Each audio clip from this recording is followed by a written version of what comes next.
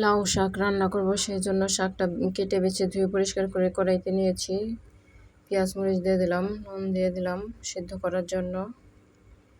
ঢাকনা দিয়ে দেব, 5 মিনিট সেদ্ধ করব।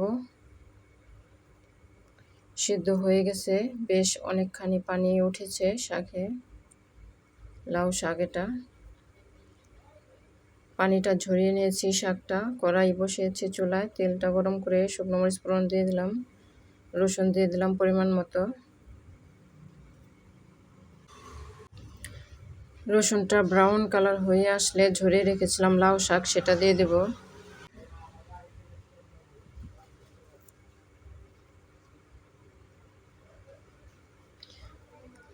শাকটা দিয়ে দিয়েছি, ভালো করে নেড়ে চেড়ে মিক্স করে নেব তেলের সাথে।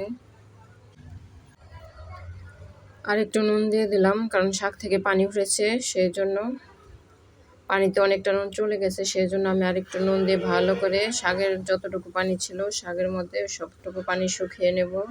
এরকম ভাজা ভাজা করে হয়ে গেছে লাউ শাক।